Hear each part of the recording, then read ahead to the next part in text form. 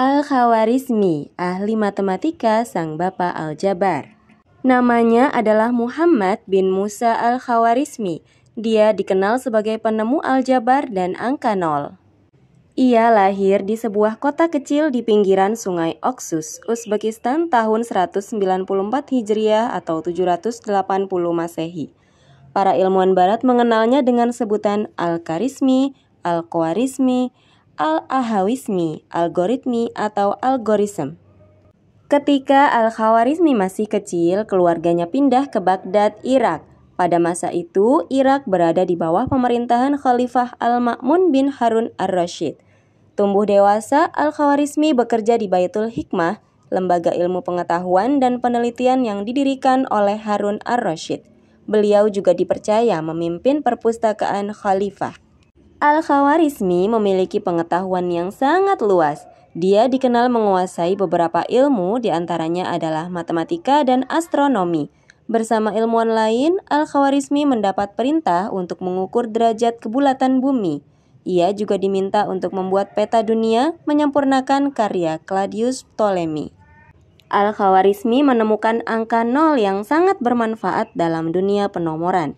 Dengan konsep angka 0 sampai 9, Al-Khawarizmi memperkenalkan hitungan desimal.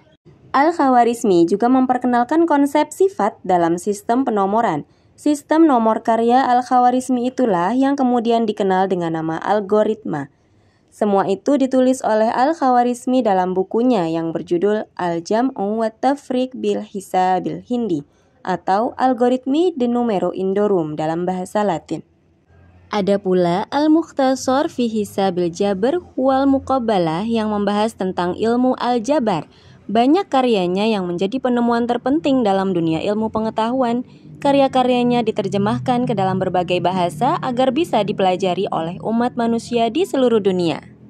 Al-Khawarizmi mengenalkan tentang perhitungan aljabar, algebra, yaitu cara berhitung dengan huruf sebagai pengganti angka.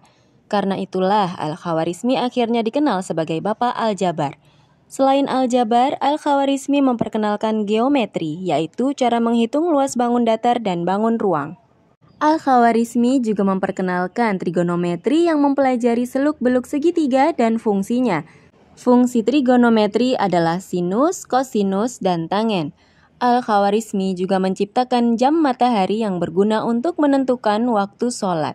Bukunya yang berjudul Ar-Ruhama adalah tulisan karya Al-Khawarizmi tentang jam matahari. Al-Khawarizmi juga ahli dalam menggunakan astrolab, yaitu alat untuk memprediksi posisi matahari, bintang, bulan, dan planet. Beliau bahkan membuat karya sendiri tentang penggunaan astrolab yang berjudul Al-Amal bil Usturlab. Astrolab bermanfaat untuk menentukan arah kiblat, letak garis bujur, dan garis lintang. Astrolab juga bermanfaat sebagai alat navigasi. Pada zaman itu, kaum muslim merasa kesulitan dalam pengukuran tanah dan menghitung hal-hal lainnya. Khalifah Al-Ma'mun lantas meminta Al-Khawarizmi untuk membuat metode perhitungan yang mudah. Kaum muslim sangat terbantu dengan metode perhitungan yang dibuatnya. Al-Khawarizmi memang ilmuwan yang hebat dan saleh. Demi dapat mengembangkan ilmunya agar bermanfaat bagi umat, Al-Khawarizmi selalu mengutamakan syariat. Al-Khawarizmi juga mengajar, bahkan menjadi guru besar di salah satu universitas yang ada di Baghdad. Beliau adalah guru besar yang dapat dijadikan teladan karena semangatnya yang luar biasa dan kepribadiannya yang baik. Tahukah kalian mengapa Al-Khawarizmi bisa menjadi ilmuwan yang mengubah dunia?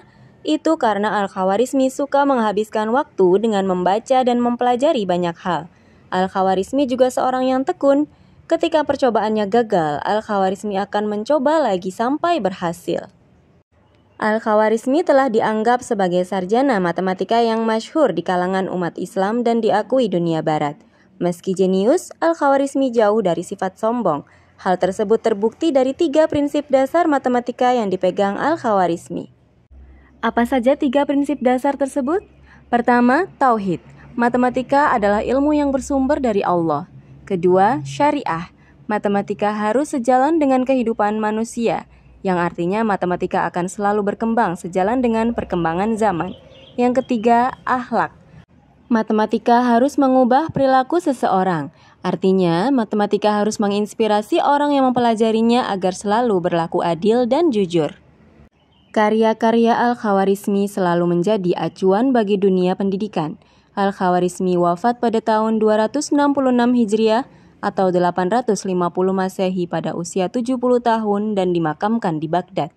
Sebuah monumen dibangun di Uzbekistan untuk menghormati jasanya.